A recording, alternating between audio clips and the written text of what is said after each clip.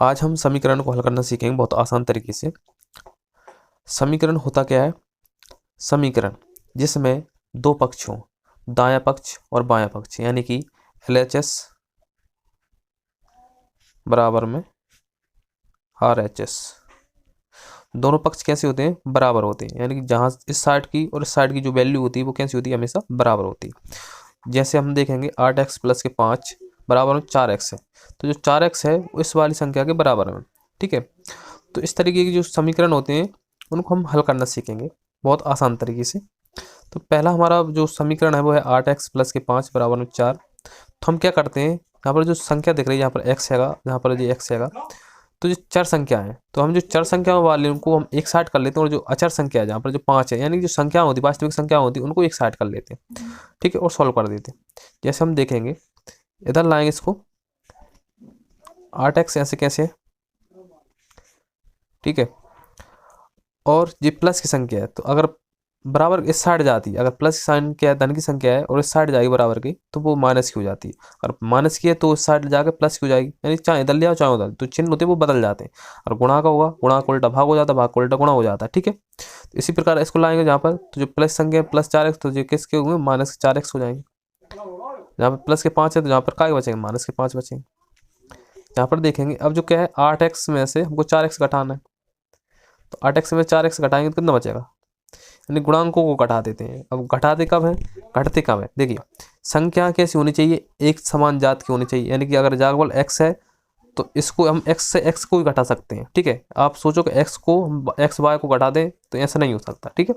और दूसरी बात, जोड़ने घटाने की बात चल रही है, और अगर जहाँ पर x की घात 2 है और आप सोचो कि x को घटा दो, यानी कि यहाँ पर x जहाँ पर x है जहाँ पे, तब भी नहीं घटेगा।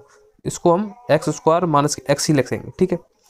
हम घटती के अगर जहाँ पर x square minus x square होते, यानी घात भी समान होने चाहिए और चर भी समान होने चाहिए, तब जाकर क्या होती है, जो संख्या घटती हैं और जुड़ती हैं, ठीक है।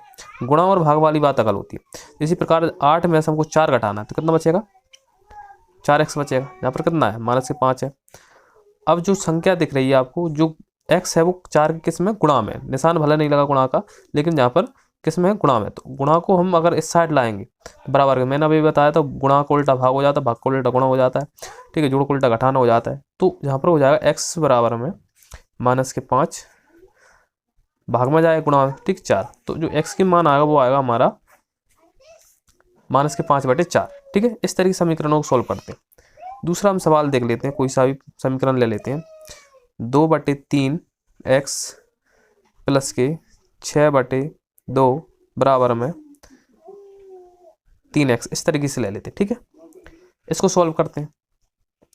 तो चर संख्या को एक साइड, अचर संख्या को एक साइड। अच्छा एक और ध्यान रखना, हम अगर इसको 2 को नहीं ले जा सकते, जहाँ पर जो बटे में संख्या है, जहाँ को पहले इस भिन्न को क्या तो सॉल्व कर दो पूरी पूरी, या पूरी भिन्न को हम इस साइड ला सकते हैं, 6/2 को पूरा ऐसे ला सकते हैं, या फिर इस भिन्न को पूरी सॉल्व करने के बाद हम निचली वाली संख्या को पक्षांतर कर सकते हैं, ठीक है। तो हम क्या करेंगे, पहले ऐसी की संख्या को इस साइड ले आएंगे और इसको इस साइड ले जाएंगे। जहाँ पर अगला स्टेप हमारा क्या हो जाएगा, 2/3x, ठीक है। अब ये है जो क्या आएंगे, प्लस के साइड का आएंगे वो जो माइनस के 3x, ऐसे कैसे उठा लाएंगे, ठीक है। और जो प्लस की संख्या जो पूरी हम उठा रहे हैं, तो जो प्लस संख्या तो जो माइनस की हो जाएंगे, माइनस 6/2 हो जाएंगे, ठीक है। अब इसको हम नीचे, इसके नीचे हम 1 मान लेंगे, इसको डायरेक्ट घटाएंगे नहीं, इसको 1 मान लेंगे तो ये बन जाएगी भिन्न हमारी, ठीक है। तो भिन्न बन जाएगी तो लघुत्तम लेंगे तो कितना जाएगा? 3 आ जाएगा हमारा लघुत्तम, ठीक है। अब यहाँ पर देखेंगे 3 का भाग 3 में देंगे, कितनी बार गया? 1 बार गया।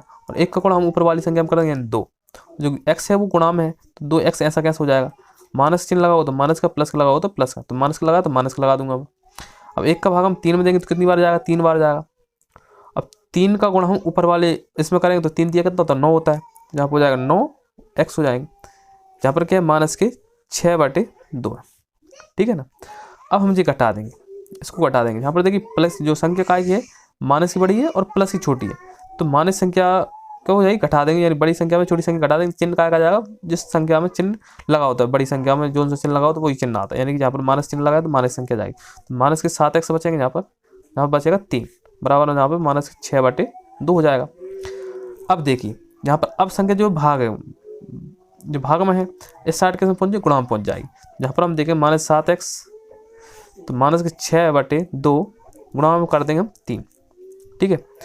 इसको हम सॉल्व कर देंगे, इसको काटेंगे 2 1 2, 2 3 6, यहाँ पर माइनस के 7x, तो माइनस के कितने बचे 3, और गुणे ये कितना है 3, तो माइनस के 7x बराबर कितना 3 3 9, किसका माइनस का हो जाएगा, प्लस माइनस, यानी अगर माइनस का गुणा अगर प्लस में करते हैं तो क्या आता माइनस आता। ठीक है, तो अब यहाँ पर देखें x है, जी 7 है किस में गुणा में, तो इस साइड किस में आ जाएगा भाग में, माइनस के 9 बटे माइनस का 7, तो माइनस से माइनस क्या हो जाता है कैंसिल हो जाता है।